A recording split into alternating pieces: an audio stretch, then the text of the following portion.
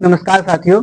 पिछली वीडियो में जो है हम लोग दो चर वाले रैखिक समीकरण हम लोग स्टार्ट किए हुए थे और उस पर डिस्कस किए हुए थे कि समीकरण क्या है, दो चर वाले रैखिक समीकरण क्या है, और फिर आगे उस पर जो है उसका निकाय देखे हुए थे कि जो है एक समीकरण होगा तो कितना हल होगा, और एक से ज्यादा समीकरण होगा जैसे दो समीकरण होगा तो उसका कितना हल होगा और क्या होगा। चलिए फिर एक बार रिवीजन कर लेते हैं और उससे आगे फिर क्वेश्चन देखते हैं। तो ये हमारे पास समीकरण जैसे मान लीजिए कोई है a1x b1y प्लस c1 और a2x, मतलब दो समीकरण है तो उसमें हल किसका कितना होगा, a1 a2 b1 b2 और c1 c2 बराबर नहीं हो, क्या हो, बराबर नहीं होगा तो वो उसका हल क्या हो जाएगा, अद्वितीय। अद्वितीय मतलब क्या होता है, सिर्फ और सिर्फ एक हल होगा। अद्वितीय अनूठा बोलिए या अद्वितीय बोलिए, सिर्फ एक हल होगा, उसके अलावा हल नहीं होगा तो उसको हम लोग बोलते हैं अद्वितीय। वो होगा क्या क्या होगा, तो संगत होगा और अविरोधी होगा, प्रतिच्छेद करेगा। इसका ग्राफ क्या होगा, तो प्रतिच्छेद करेगा। प्रतिच्छेद मतलब एक ही बिंदु पर इंटरसेक्ट करेगा, एक ही बिंदु पर कट करेगा, तो हम लोग बोलते हैं प्रतिच्छेद। तो ये हमारा पहला कंडीशन था। लेकिन अगर दूसरा कंडीशन हो, मान लीजिए a1 a2 b1 b2 और c1 c2 तीनों बराबर हो गया, तब क्या होगा। तो ऐसे कंडीशन में जो है हल कितना होगा, अनंत होगा, बहुत सारा हल होगा, एक हल नहीं बल्कि बहुत सारा, अनंत हो जाएगा। और उसका जो है ग्राफ क्या होगा, संपाती होगा। संपाती क्या होता है कि एक ही लाइन पे जो है बार बार आएगा, एक ही लाइन पे, तो इसको हम लोग बोलते हैं संपाती। और ये संगत और अविरोधी होगा। अगला कंडीशन है तीसरा कंडीशन कि अगर जो है a1 a2 और b1 b2 बराबर हो जाए और c1 c2 बराबर नहीं होना चाहिए, तब इस कंडीशन में जो है हल कितना होगा। तो इस कंडीशन में कोई हल नहीं होगा, क्या होगा, एक भी हल नहीं होगा, और ये असंगत और विरोधी होगा। इसका जो है ग्राफ क्या होगा, समांतर हो जाएगा। समांतर क्या होता है, तो एक दूसरे के परस्पर, देखिए ये क्या हो गया, समांतर। ये हम लोग ऑलरेडी पहले देख चुके हैं, ये पहले हम लोग देख चुके हैं। अब इस पर आधारित जो है हम लोग कुछ क्वेश्चन देखेंगे, जो कि हमारे पास दो क्वेश्चन है। ये पहले जो है क्वेश्चन पूछा गया है त्रिमासिक, अभी जो एग्जाम हुआ है 3 महीने वाला, उस एग्जाम में पूछा गया है। देखिए चलिए क्वेश्चन देखते हैं। क्वेश्चन है, यदि दो युग्मपथ रैखिक समीकरण के आलेख रेखाएं संपाती हो। संपाती का मतलब क्या होता है कि एक ही रेखा पे है, तो उनका हल होगा। उनका हल क्या होगा, कितना हल होगा। तो ऐसे कंडीशन में क्या होता है, संपाती कब होता है, तो जब तीनों का तीनों बराबर हो जाए। क्या, a1 a2 equal to b1 b2 और फिर बराबर हो जाए c1 c2। वही देखिए कि संपाती कब होता है, तो a1 a2 बराबर हो जाएगा b1 b2 c1 c2 बराबर हो जाएगा, ये तीनों तो क्या हो जाएगा, संपाती। तो इसका हल कितना होगा, तो हल हो जाएगा आपका अनंत, मतलब बहुत सारा हल हो जाए। तो क्या है, अनंत। अनंत हो गया बी, तो इसका आंसर हो गया बी। तो अगर इसी का अगर पूछ देता कि जो है कंडीशन क्या होगा, अगर संपाती है तो संपाती है तो उसका कंडीशन क्या होगा, तो कंडीशन हम ये रहता क्या, a1 a2 b1 b2 c1 c2 तीनों क्या हो जाता, इक्वल हो जाता।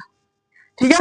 अगला क्वेश्चन है, युग्मपथ रैखिक समीकरण a1x b1y plus c1 equal to 0 तथा a2x b2y plus c2 equal to 0, दो समीकरण दिया है, उसका अद्वितीय हल क्या होगा, अद्वितीय हल होगा।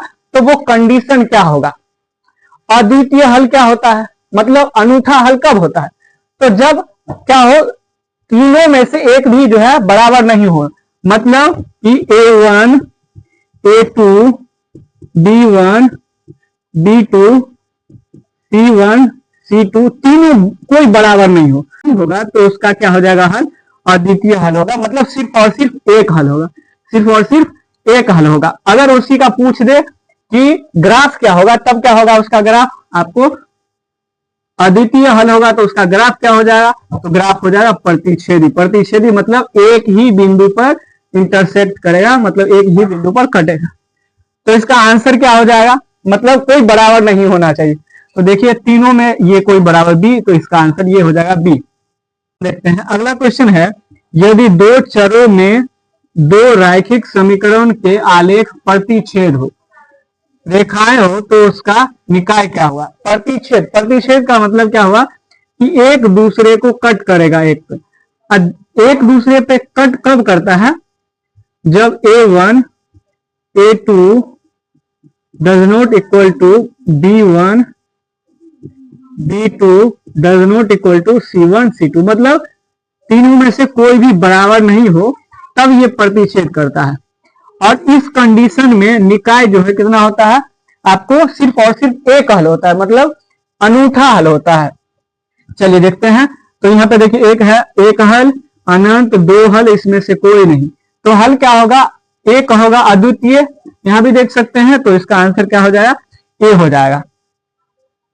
चलिए अगला क्वेश्चन है, यदि दो चरों में दो युगपत समीकरण अविरोधी हो तो निरूपित करने वाली रेखाएं होगी।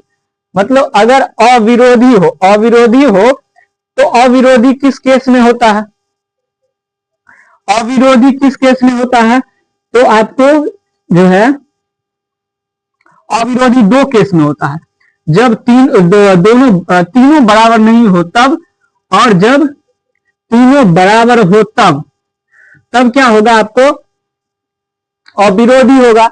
और अविरोधी होगा तो वो रेखा क्या कहलाएगा, तो प्रतिच्छेद भी करेगा। देखिए प्रतिच्छेद भी करेगा और आपको ये संपाती भी होगा, तो दोनों होगा। इसीलिए इसका आंसर क्या होगा, प्रतिच्छेद या संपाती दोनों होगा।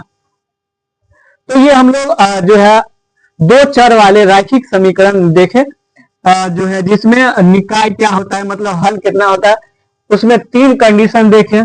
फर्स्ट कंडीशन की अगर तीनों बराबर नहीं हो तब क्या होगा, और अगर तीनों बराबर हो तब क्या होगा, अगर A1 A2 B1 B2 बराबर हो लेकिन C1 C2 बराबर नहीं हो तब क्या होगा। और हम लोग कुछ क्वेश्चन देखे। चलिए इसी आधारित पे और भी हम लोग क्वेश्चन देखते हैं। फिर एक जो है क्या है, यदि x plus y equal to 14 तथा x minus y equal to 4, तो x y का मान बोल रहा है निकालने के लिए, तो आसानी से निकाल सकते हैं। समीकरण क्या है, x प्लस वाई बराबर 14 और x माइनस वाई बराबर जो है क्या है 4। अगर दोनों समीकरण को जोड़ दिया जाए, दोनों समीकरण को, तो क्या हो जाएगा, ये चला जाएगा, हो जाएगा 2x इक्वल टू 18, यहां से x बराबर क्या हो जाएगा 9, x बराबर 9 हो जाएगा। और अगर इस किसी में भी पुट कर दे, जैसे x minus y equal to 4, तो x का मान क्या है 9 माइनस वाई इक्वल टू 4, तो y बराबर क्या हो जाएगा 5, मतलब x का मान क्या हो जाएगा 9 और 5। x y बोल रहा है 9 और 5, कौन सा आंसर है 9 और 5, ये इसका आंसर हो जाएगा। तो ऐसे हम लोग आराम से ऑब्जेक्टिव क्वेश्चन दिया हुआ होता है बना सकते हैं। अगला क्वेश्चन है, यदि समीकरण 2x plus 3y equal to 50 y equal to -4 हो तो x का मान, अब देखिए इसमें क्या है, y का मान दिया हुआ है, क्या y का मान दिया हुआ है, तो x का मान क्या ज्ञात करना है। समीकरण क्या है 2x plus 3y equal to 50, y का मान क्या दिया है -4। अब इसमें y का मान पुट कर देंगे, 2x plus 3 into -4 equal to 50, 2x equal to 50 minus इधर हो जाएगा प्लस, हो जाएगा 12x इक्वल टू हो जाएगा कितना 62/2 मतलब 31। तो इसमें से कौन सा आंसर एक है, 23, 29, 37 और 31, तो ये हो गया इसका आंसर। आराम से बना सकते हैं, ये पूछा गया क्वेश्चन है जो कि ऑब्जेक्टिव में है, इंपोर्टेंट है। यदि समीकरण निकाय kx minus 5y equal to 2, 6x 2y equal to 7 का कोई हल नहीं हो तो k का मान क्या होगा। अब जैसे देखिए दो समीकरण दिया हुआ हमारे पास और इसमें बोल रहा है कि इसका निकाय जो है कोई हल नहीं हो, तो k का मान निकालना है। ठीक है, ऑब्जेक्टिव में दिया हुआ है, आसानी से हम लोग बना सकते हैं। ये कोई हल किस कंडीशन में होता है, तो कंडीशन होता है तब ये a1 a2 equal to b1 b2 does not equal to c1 c2। यहां a1 क्या है, जैसे देखिए मान लीजिए kx है, kx minus 5y minus 2 equal to 0। दूसरा हो गया 6x plus 2y minus 7 equal to 0। अब देख लेंगे, जैसे a1 ये हो गया, a2 ये हो गया, a1 इक्वल टू k और a2 equal to 6, b1 equal to minus 5 और b2 इक्वल टू 2। इसी पे बैठा देंगे a1 a2, a1 a2 क्या हो गया आपको k by minus 5 equal to 6/2।